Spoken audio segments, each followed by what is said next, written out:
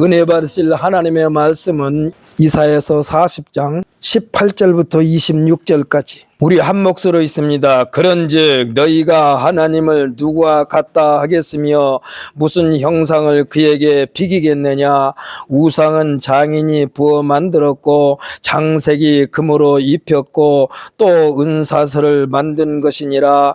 궁핍한 자는 거제를 드릴 때에 썩지 아니하는 나무를 택하고 지혜로운 장인을 구하여 우상을 만들어 흔들리지 아니하도록 세우느니라. 너희가 알지 못하였느냐. 너희가 듣지 못하였느냐. 태초부터 너희에게 전하지 아니하였느냐. 땅의 기초가 창조될 때부터 너희가 깨닫지 못하였느냐. 그는 땅 위에 궁창에 앉으시나니 땅에 사는 사람들은 메뚜기 같으니라. 그가 하늘을 차일같이 펴셨으며 거주할 천막같이 치셨고 귀인들을 패하시며 세상의 사사들을 헛되게 하시나니 그들은 겨우 심기고 겨우 뿌려졌으며 그 줄기가 겨우 땅에 뿌리를 박자 곧 하나님이 입김을 부시니 그들은 말라 회오리 바람에 불려가는 촉에 같도다. 거룩하신 이가 이르시되 그런즉 너희가 나를 누구에게 비교하여 나를 그와 동등하게 하겠느냐 하시니라. 너희는 눈을 높이 들어 누가 이 모든 것을 창조하였나 보라. 주께서는 수요대로 만상을 이끌어내시고 그들의 모든 이름을 부르시나니 그의 권세가 크고 그의 능력이 강함으로 하나도 빠짐이 없느니라. 아멘. 할렐루야. 우리 한번 선포합시다. 나는 이 시간에 평강으로 체험받습니다. 아멘. 할렐루야. 평강으로 체험받습니다. 저는 오늘 본 말씀 이사야서 40장 18절로 26절 말씀을 가지고 하나님을 알면 두려운 하나님이 평강의 하나님으로 라는 제목으로 은혜 받는 시간 되시기를 원합니다. 일반적인 상식으로 생각하면 세상 사람들이 하나님의 존재에 대하여 어떠한 마음으로 접근하게 될까요? 보통 사람들은 두려운 하나님, 또 무서운 하나님, 벌을 내리시는 하나님, 몰골을 내시는 하나님, 이와 같이 형벌의 하나님으로 생각한 사람이 참 많습니다.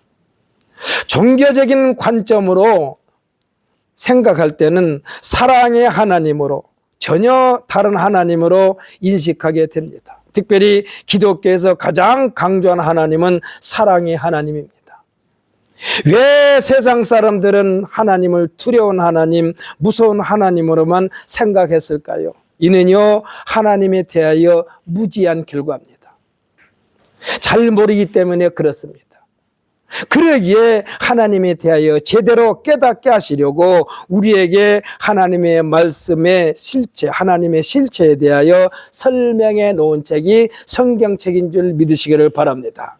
우리가 말하자면 학문이 보편화되기 전에, 그러니까 그를 아는 사람이 세상에 많지 않을 때는 세우신 주의 종들에 통하여 말씀이 선포되어지면 무조건 아멘 하면 했습니다. 그런데요, 이제는 모두가 다 성경을 다 가지고 있지 않습니까? 우리 한글을 읽을 줄 아는 사람들은 성경을 다 읽을 줄 알게 되어 있습니다. 그러니까 어저께인가 어떤 목사님이 이런 말씀 하시더라고요.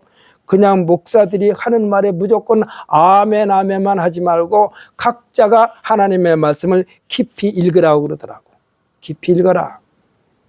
사람은 오류를 범할 수가 있다. 아무리 신실한 목사라 할지라도 마이크 앞에서 성도들 앞에서 실수할 수가 있다. 그러니까 목사님의 설교 말씀에 완전히 거기에만 매달리지 말고 우리 각 사람에게 주어지는 성경 말씀을 깊이 읽으라고. 그래서 스스로 판단하면서 그 말씀을 마음판에 새기라고 말씀하고 있습니다. 우리들이 그래서 우리가 하나님의 말씀을 주야로 묵상하는 거예요. 시편 1편에 시편 기자가 뭐라고 그랬습니까? 교회 지도자들아 하나님의 말씀을 주야로 묵상하라고 그렇게 말하지 않았어요. 복 있는 사람은 악인의 꾀를 쫓지 아니하면서 여기서 복 있는 사람이라고 그랬습니다. 복수가 아니고 단수입니다. 그러니까 복 있는 사람은 하나님의 말씀을 주야로 묵상하라고 그랬습니다. 그러므로 이 시간에 예배에 참석한 우리 모든 성도들은 물론 이 시간에 목사를 통하여 말씀이 선포되어질 때에 그 말씀을 다시 한번 내가 깨닫지 못한 부분을 목사님께서 이렇게 깨닫게 해주셨구나, 그렇게 받아들인 것은 참 좋습니다. 그런데 그 부분에 대해서도 여러분들께서 또 하나님 말씀을 깊이 묵상할 필요가 있다, 이 말입니다. 성경은 하나님에 대하여 잘 모르고 왜곡된 전통의 틀을 깨뜨리고 제대로 알게 할 뿐만 아니라 한 생명 한 생명의 존재가 하나님에 의한 존재이기 때문에 귀중하게 여길 것을 당부하고 있습니다. 어떠한 부모가 자식들의 삶을 불행하기를 원하시겠습니까? 순간적으로 죽일 놈 살릴 놈 하지만은 실제로는 언제든지 자식들에 대한 마음은 측은지심으로 자식들을 바라봅니다. 그리고 자신을 희생시키더라도 자식들의 앞날을 위하여 온갖 정성을 쏟아붓는 것이 부모님들의 공통된 마음입니다. 정상적인 부모님이라면 다 그래요. 옛말에 무슨 말이 있습니까? 사랑하는 자식에게는 매를 들고 미운 자식 떡 하나 더 준다라는 말이 있어요. 그리고 성경에도 뭐라고 그랬더니냐, 매를 아끼는 자는 그의 아들을 미워하나니 그를 사랑하는 자는 때를 따라 징계하느니라 그랬습니다. 그러니까 자식들이 아무렇게나 해도 그냥 내버려 두는 것은 아들을 미워하는 것과 똑같다라고 그랬어요. 하나님의 사랑의 방법은 성경 전체에 깊고 넓게 기록되어 있습니다. 어떻게 사랑해야 되겠는가? 그 사랑의 방법과 하나님의 사랑을 어떻게 받아들여야 되겠는가? 이에 대한 물음과 답으로 채워져 있는 것이 하나님의 말씀 성경책입니다. 그래서 성경에는 하나님의 생각과 사람의 생각의 차이에 대하여 하늘과 땅만큼이나 차이가 난다라고 그랬습니다.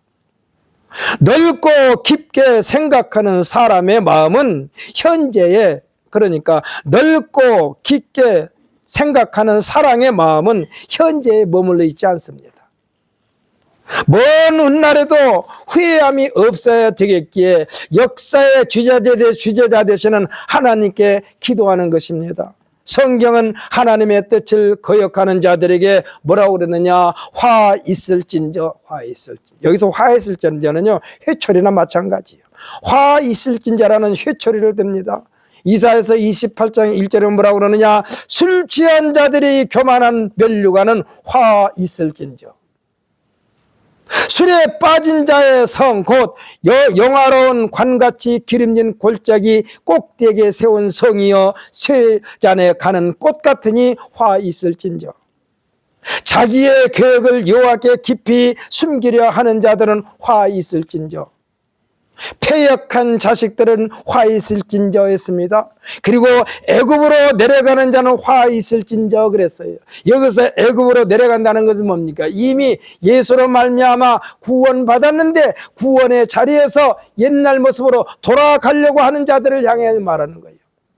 애굽으로 내려가는 자여 화 있을진저. 한마디로 하나님을 거역하는 자들에게는 두렵고 무서운 하나님입니다. 이와 같은 말씀을 주신 것은 하나님의 경고를 빨리 받아들이고 돌이키는 자에게는 화를 면하게 해 주시겠다는 하나님의 사랑의 회초리임을 믿으시기를 바랍니다. 우리가요, 한 대 맞는 것이 낫지 아주 가슴 깊이 푹 파이는 충격적인 말을 듣는 것이 더 어려워요. 힘들어요. 그냥 한 대 맞는 게 차라리다. 그런데 그 말을 가슴에 깊이 두고 잊혀지지 않는 말을 듣는 것은요, 그 마음의 상처예요. 그래서 그러더라고요. 몸의 상처는 세월이 지나면 낫는데 마음의 상처는 죽을 때까지 안 나. 오늘 본문에서도 만군의 여호와 하나님은 세상에 있는 그 무엇에게도 비교하지 말라라고 말씀하고 있습니다. 사람이 사람에 대하여 아는 것도 일생을 통하여 다 알지 못한다라고 그랬어요. 그래서 하는 말이 있지 않습니까? 뭐라고 말합니까? 죽을 때가 돼야만이 겨우 철이 든다. 이건 무슨 말이요? 그러니까 철들기가 쉽지 않다는 얘기요. 예수님께서도 십자가에서 예수님을 십자가에 못 박아 죽인 자들을 하늘에 계신 아버지에게 기도하시면서 뭐라고 그러냐? 아버지, 저들을 사하여 주옵소서. 자기들이 하는 것을 알지 못함이니이다 했습니다. 이 말은요, 풀어보면 무슨 뜻이냐? 아버지, 저들이 분별력이 없어 어느 것이 옳고 어느 것이 그릇된 것인지를 몰라서 이게 분별력이 없어서 철부지 같은 일을 저질렀나이다. 그러니 용서하여 주옵소서 그러는 거예요. 사람들의 판단은요, 지내놓고 보면은 그릇된 것들이 참 많습니다. 제대로 조목조목 깨닫게 해 주어도 도무지 받아들이지를 않습니다. 이와 같은 사람들이 예수님을 따라오는 무리들 속에 많이 있었기 때문에 그들을 향하여 예수님의 기사와 표정만 보면서 이익만 챙기려는 자들에게 하시는 말씀이 있습니다. 뭐라고 그랬느냐? 나를 따라오려거든 네 자신을 부인하고 네가 짊어져야 할 십자가를 지고 예수님을 따르라고 그랬습니다. 제가 여러분에게 가끔 말씀드리죠. 저 학교 다닐 때 학장 되신 목사님께서 우리들에게 하시는 말씀이 있어요. 하나님의 말씀을 원색적으로 전해라. 더하지도 말고 빼지도 말아라. 원색적으로 하나님의 말씀을 전하라. 이 말씀 뭡니까? 하나님의 말씀을, 하나님의 뜻을 그대로 전하라는 얘기요.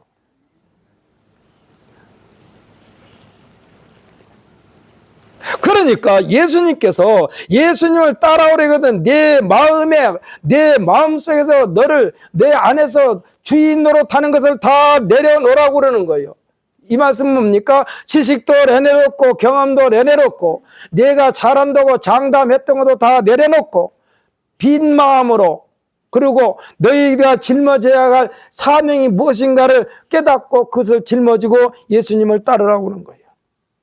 그러면서 그것을 십자라고 그랬습니다. 네 십자가를 지고 여기에서 십자가는요 책임과 의무입니다. 사명입니다. 예수님께서 이 세상에 오셔서 감당해야 되는 사명 십자가는 뭡니까? 죽음입니다. 그럼 예수님은 죽으러 오셨어. 그러면서 예수님께서는 죽음의 길로 가면서도 말씀하셨어요. 물론 누군가를 통해서 자신을 팔아 넘겼지만은 제자 중에 한 사람이 예수님을 팔아 넘겼지만은 예수님께서는 그 제자에게도 수없이 마음을 돌이킬 기회를 주었습니다. 그러면서 마지막에 그에게 말합니다. 나는 정하여 진 길로 가거니와. 이 말은 뭐예요? 나는 이미 죽음의 길로 가거니와 너는 세상에 태어나지 않았으면 참 좋을 뻔했다. 이 말은 뭐예요? 하필이면 왜 내 제자 중에 이 소리야. 하필이면 내 제자 중에 가장 신임했던 제자 중에 한 사람이 가룟 유다요. 요즘으로 말하면 교회 재정부장이요.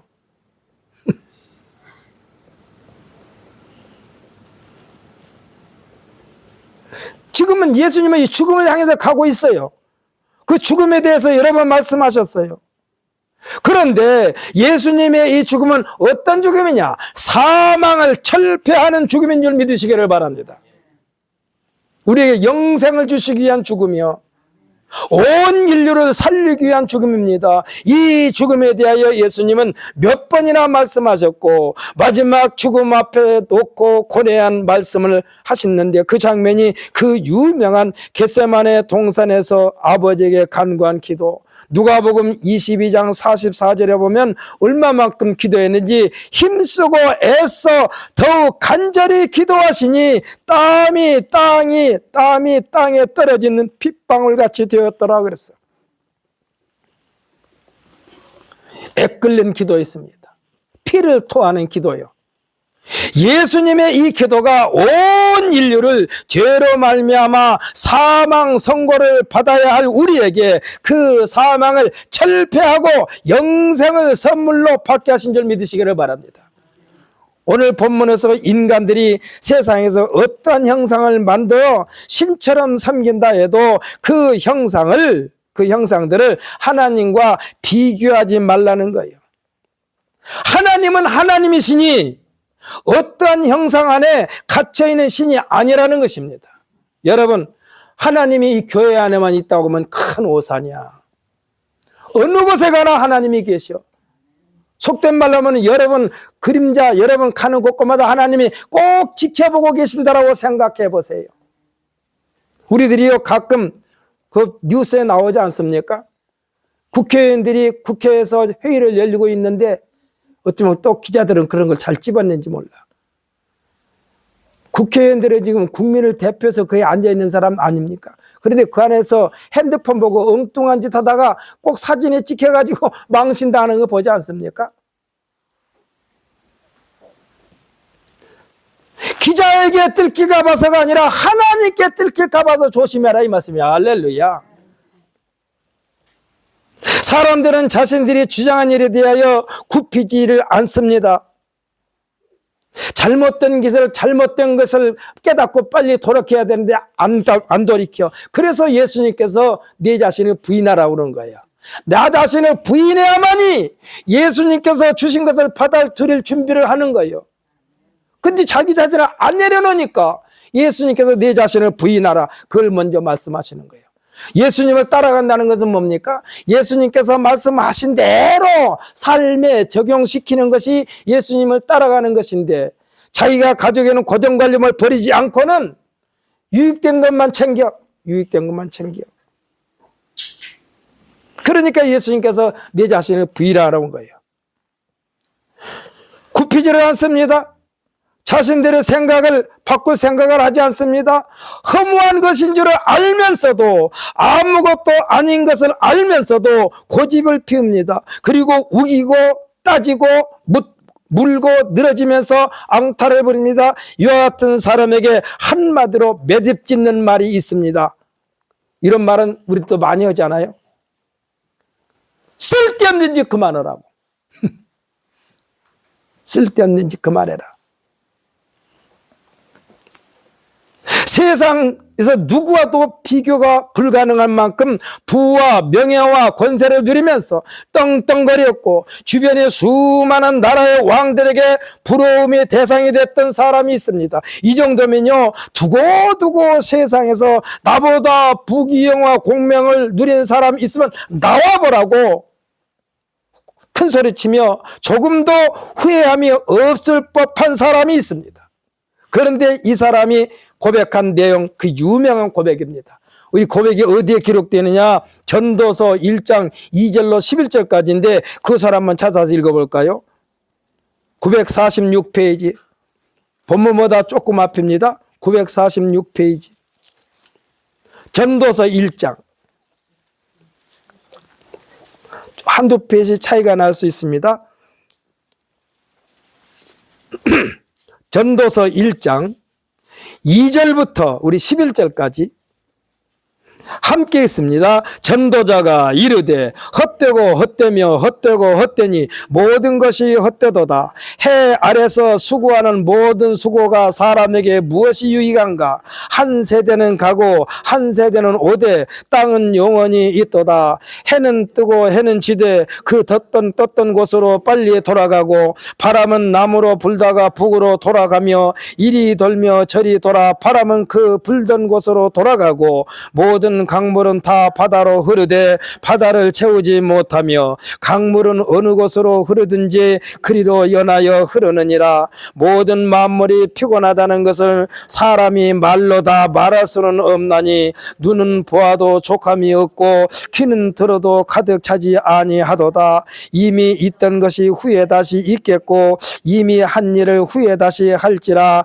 해 아래에는 새 것이 없나니 무엇을 가리켜 이르기를 보라 보라 이것이 새 것이라 할 것이 있으랴. 우리가 있기 오래 전 세대들에도 이미 있었느니라. 이전 세대들이 기억됨이 없으니 장래 세대도 그 세대들과 함께 기억됨이 없으리라. 아멘. 할렐루야. 이 고백을 한 사람이 누굽니까? 그 유명한 이스라엘을 40년 동안 통치 다스렸던 솔로몬 왕의 고백이에요. 이 솔로몬 왕도 그때서야 겨우 철이 든 거요. 죽을 때가 돼서 철이 든 거요. 다 내려놓으면서 하는 고백이 오늘 우리가 지금 읽었던 그 고백이요. 하나님 앞에 서고 보니 아무것도 아니라는 것입니다. 하나님께서는 사람도 하나의 곡식 씨앗과 같은 것이기에 그 결과가 어떠한 모습인가에 대하여 오늘 본문 24절에서 말씀하고 있는데, 오늘 본문 24절에서 말씀하고 있어요. 뭐라고 그랬느냐? 그들은 겨우 심기고 겨우 뿌려졌으며 그 줄기가 겨우 땅에 뿌리를 박자 곧 하나님의 입김을 부시니 그들은 말라 효리바람에 불려가는 초계 같도다라고 그랬습니다. 초계가 뭐예요? 풀잎이란 뜻이요. 풀잎이 마르면 이리저리 막 가루가 됩니다. 부서져 가지고. 그리고 바람이 불면 날려버리므로 흔적도 없다는 말이에요. 솔로몬이 자신이 40년 동안 누렸던 그 화려함이 이 초계와 같았기 때문에 지난 세월을 헤아리면서 헛되고 헛되며 헛되고 헛되니 모든 것이 헛되도다라고 했습니다. 솔로몬이 몇 살에 죽은 줄 아십니까? 59살에 죽었어요. 오래 살지도 않았어. 59살에 죽였는데 그가 왕에 올 때 나이가 18세에서 19세. 저는요, 솔로몬이 왕이 이렇게 빨리 죽을 줄 몰랐어. 59세가 아니라 한 100살은 살았어야 되지 않나 생각했는데 59살까지 분이 못 살았어. 사랑하는 성도 여러분, 우리는 눈에 보이고 손에 잡히고 귀에 들리는 것을 인하여 기뻐하고 슬퍼하고 즐거워하고 애통해하는 아주 지극히 제한적인 존재가 우리입니다. 그렇기 때문에 눈에 보이는 신을 만들어요, 사람이. 하나님은 눈에 안 보이니까 하나님이 안 계신 걸로 착각하고 눈에 보이는 신을 만들어요. 그리고 그 신을 섬기는데 그 신은, 그 우상은 자신의 몸에 먼지가 수북하게 쌓여도 치우지를 못해요. 그런 신이 무엇을 하겠어요? 곤충이 이 우상 눈 아래 똥을 싸도 귓구멍으로 들어가도 속시무책으로 가만히 있어. 거센 바람이 불고 폭풍우가 쏟아지면 그 자리에서 사정없이 거꾸로 곤두박질 당하는 것이 우상이에요. 이 같은 우상에게 인생들이 자신의 인생을 내어 맡기는 현상을 누가 자신들을 세상에 있게 하였고 생존케 하였는가? 엉뚱한 곳에 가서 손이 발이 되도록 빌면서 무릎에 굳은 살이 박히도록 엎드려 경배하니 이 꼴을 하나님께서 그냥 예쁘게 봐주시겠느냐 이 말이요. 내가 너를 만드는데, 내가 너의 모든 것을 주장하는데 어찌하여 나한테 와서 나한테 경배하고 나를 예배하지 너희들이 만드는 우상 앞에 가서 그 모양 그 꼴이냐 이 소리야. 성경은 우리에게 뭐라 씁니까? 창조주가 누구이며 사람이 어디에서 왔으며 무엇을 해야 하며 어디로 가는 것인가를 밝혀주고 있다라고 말씀하고 있습니다. 지금 21절에서 뭐라고 그랬느냐? 너희가 알지 못하느냐? 너희가 듣지 못하느냐? 이 말은요, 너희에게 그토록 입에 닳도록 말하였는데 듣지 못하느냐 이 말씀이요. 사랑하는 성도 여러분, 지금도 하나님은 우리에게 묻고 계십니다. 여러분, 우리에게 묻고 계십니다. 나에게 묻고 계십니다. 내가 어디에서, 내가 누구냐? 내가 어디에서 온 줄 아느냐? 하고 묻습니다. 우리들의 정확한 대답을 해야만 합니다. 사랑하는 성도 여러분, 이 한 시간에 우리가 정확한 대답을 여러분에게 가르쳐 드리겠습니다. 물론 이보다 더 좋은 말도 있을 수 있어요. 그러나 제가 여러분에게 가르쳐 드립니다. 하나님께서 우리에게 묻는다면 우리는 하나님에게로부터 왔나이다. 그리고 하나님의 영광을 위하여 보냄을 받았나이다. 또 하나님께서 부르시면 하나님에게로 가야만 되는 존재입니다. 이게 정확한 답이야. 여러분 아무리 발버둥 쳐도 여러분 하나님께서 오라 하면 하던 거 다 놓고 가야 돼. 이렇게 대답을 해야만 합니다. 그러기 위하여 우리는 두렵고 무서운 하나님이 아니라 하나님의 말씀을 들으며 하나님 명령에 복종하며 하나님 말씀에 순종하는 삶이 되어야 한다 이 말씀이요. 그래야만이 하나님과 가까이 지낼 수가 있어요. 이럴 때에 평강의 하나님이 되시는 줄 믿으시기를 바랍니다. 이럴 때에 하나님께서 따뜻하게 부르시는 장면이 이사야서 41장 8절로 13절 말씀에 기록되는 것을 보게 되는데 우리 읽었던 본문보다 조금 뒤니까 우리 한번 같이 읽어보십시다. 41장 8절로 13절까지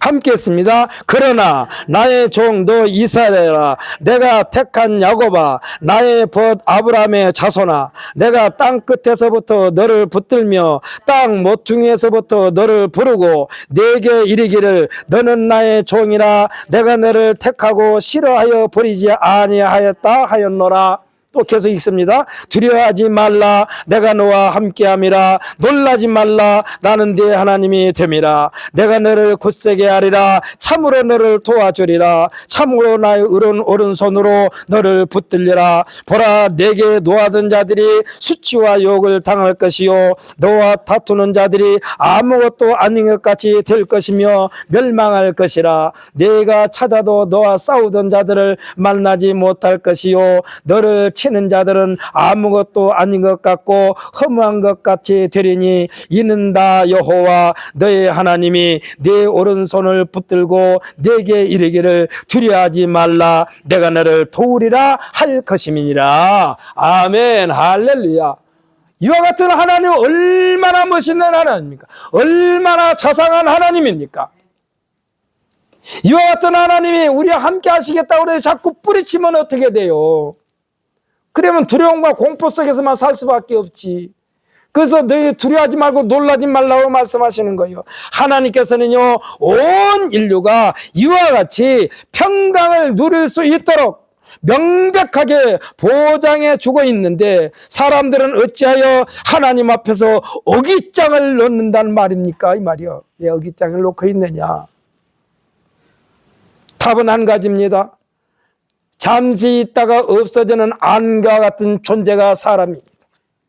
이와 같은 안개가 사람이라고 야고보서 4장 14절로 16절에 기록되어 있습니다. 이사야서 40장 6절로 8절에도 기록되어 있습니다. 뭐라고 그러느냐? 풀과 같은 존재이기 때문에 그가 누리는 영광은 풀의 꽃과 같다라고 그랬습니다. 이에 비하여 하나님은 영원 무궁하신 하나님인 줄 믿으시기를 바랍니다.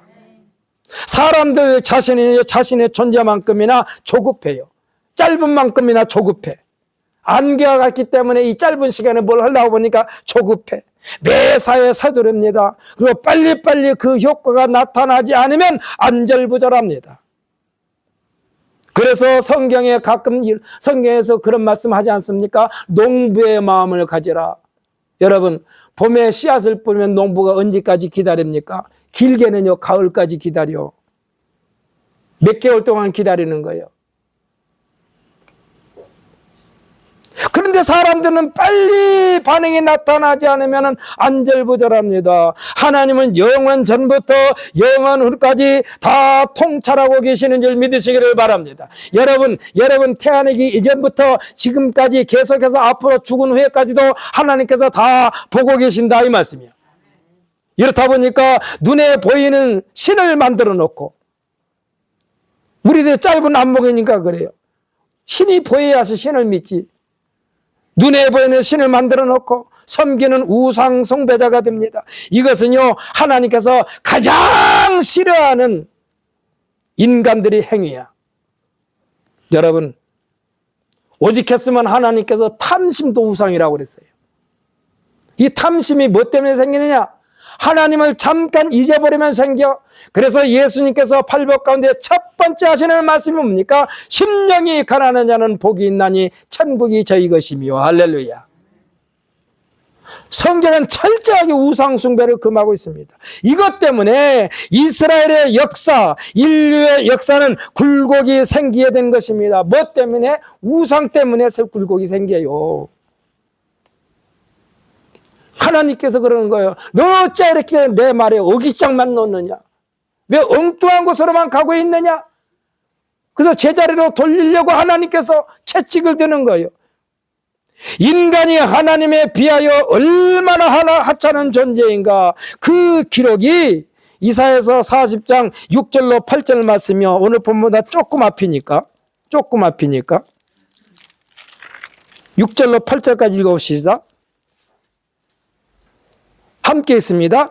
말하는 자의 소리여 이르되 외치라. 대답하되 내가 무엇이라 외치리까 하니 이르되 모든 육체는 풀이요 그의 모든 아름다움은 들의 꽃과 같으니 풀은 마르고 꽃이 시들면 여호와의 기운이 그 위에 불미라. 이 백성은 실로 풀이로다. 풀은 마르고 꽃은 시드나 우리 하나님의 말씀은 영원히 서리라. 아멘. 할렐루야. 사랑하는 성도 여러분, 우리는 우리 자신에 대하여 이와 같은 존재임을 시인하고, 이 시간 여러분 시인하시기 바랍니다. 나는 풀입니다.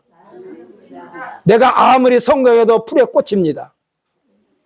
내가 아무리 성공해도 풀의 꽃에 불과해.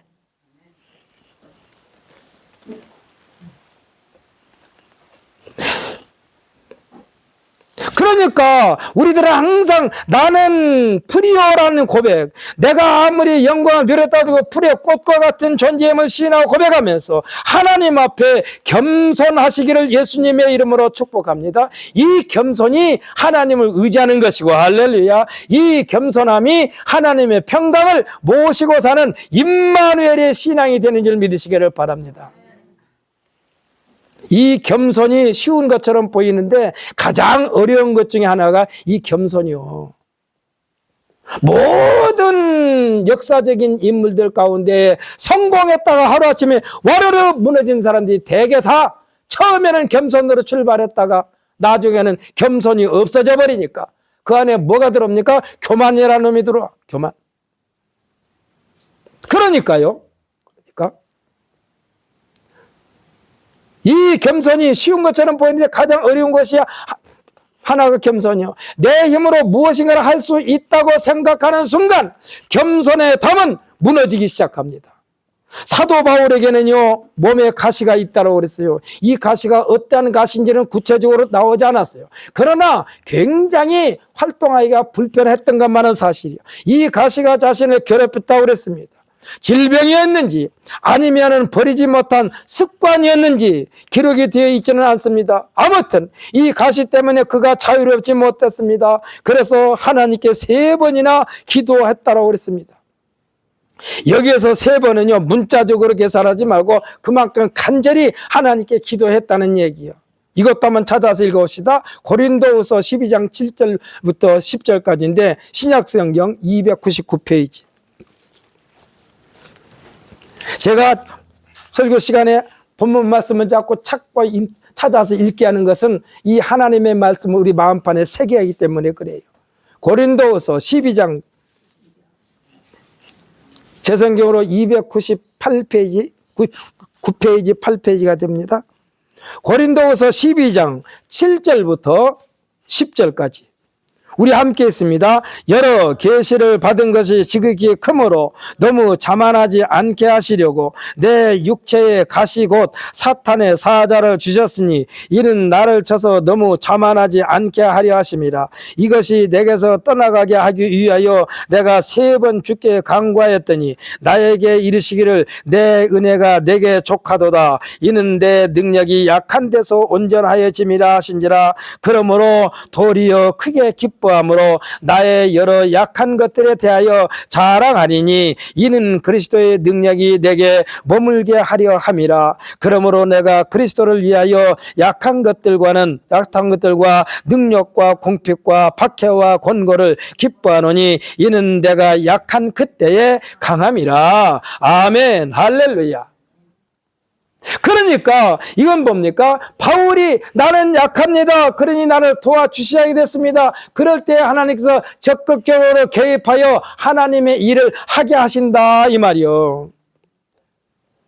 일반 사람들이 이를 받아들이지 못하여 실패하고 망하는 것입니다. 바울은요, 이마저도 자신의 힘으로 조정이 안 되니까 내가 내 몸을 쳐 복종하게 한다라고 말하고 있어요. 자기 자신을 쳐도 복종하게 한다. 그 자신 자신은 무엇으로 쳤을까? 하나님의 말씀으로 친 거예요. 자기 자신이. 어떻게? 말씀을 읽으면서 버리는 거예요. 아, 이것도 아니고 저것도 아니구나. 자꾸 버려. 사랑하는 성도 여러분, 집에서 하나님의 말씀을 읽을 때마다 여러분 자신 속에 있는 찌꺼기를 날마다 버리시기를 예수님의 이름으로 축복합니다. 바울은 자신이 행하는 모든 일에 대하여 우리 주 예수 그리스도 안에서 주어진 것인데 이 예수님을 자랑하는 행위가 내가 한 것이 아니라고 그랬어요.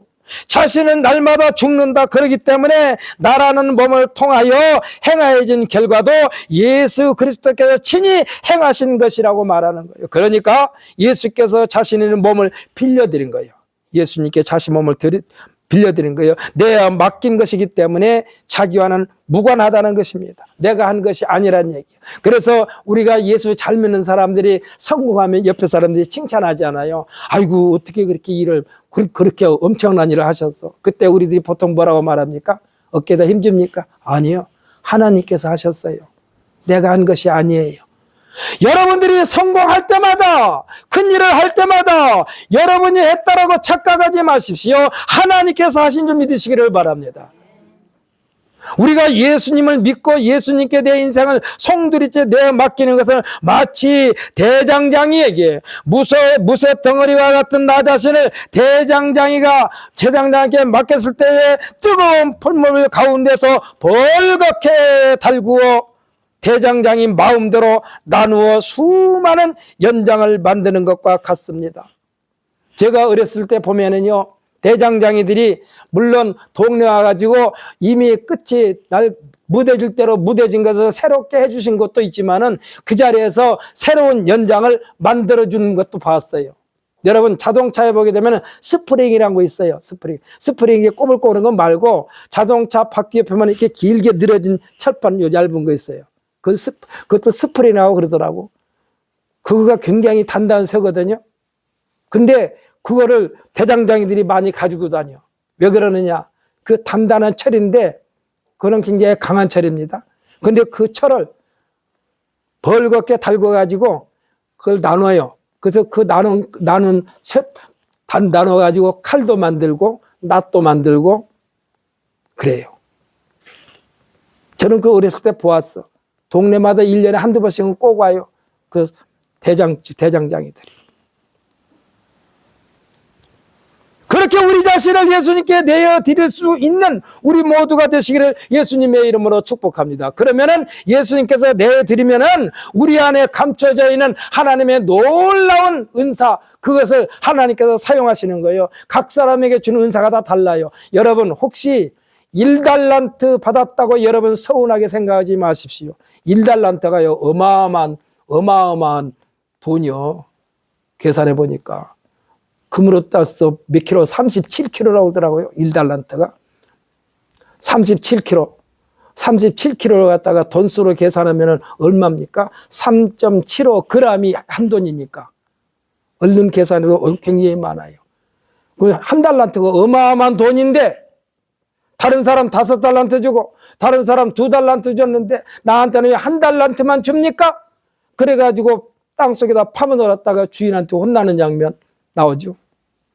그러니까 여러분에게 주신 그 달란트가 작다고 불평하지 말고 하나님께서 나라는 그릇은 이 1달란트 이것을 감당할 수 있는 것이기 때문에 이것을 위하여 최선을 다할 때에 하나님께서 칭찬하여 주신 줄 믿으시기를 바랍니다. 그래서 성경에 뭐라고 그러냐, 많이 맡긴 자에게 많이 찾는다고 그랬어요. 이게 5달란트 받은 자에게는 5달란트를 찾는 거예요. 2달란트 받은 자에게는 2달란트를 찾는 거예요. 1달란트 받은 자에게는 1달란트 찾는 거예요. 그런데 똑같이 칭찬은 똑같아요. 2달란트 받은 자나 5달란트 받은 자나 똑같아요. 칭찬이 착하고 충성된 종이라고. 그런데 1달란트 받은 자는 아예 땅속에 파묻어놓고 일을 하지 않으니까 이 사람이 죄를 지치는 않은데도 불구하고 뭐라고 그랬냐, 악하고 게으른 종아. 악한 일을 안 했는데 게으르에 빠지면 악하야. 여러분, 혹시 집에서 게으름 피다가도요, 이것을 얼른 떠올려야 돼. 아, 내가 지금 게으름 피고 있네. 이때 하나님께서 나한테 뭐라고 그러냐, 이 악하고 게으른 종아. 악하고 게으른 종아. 친구들을 오랜만에 만나면 친구들이 저한테 그러더라고. 또 제가 전에 섬겼던 교회 성도들이 저를 보면 그래요. 아유, 하나도 안 변했네요. 그래서 제가 하는 말이 있어요. 내가 할 일이 너무나 많기 때문에 변하면 안 돼요. 친구들한테 전화가 왔어요. 그래가 친구가 지금 10년 정도 더 되니 친구한테 전화할게 대답을 했더니, 야, 어떻게 종거라, 네 목소리는 한창 옛날이나 지금이랑 똑같냐? 그래서, 아, 나는 할 일이 많아서 늙으면 안 돼.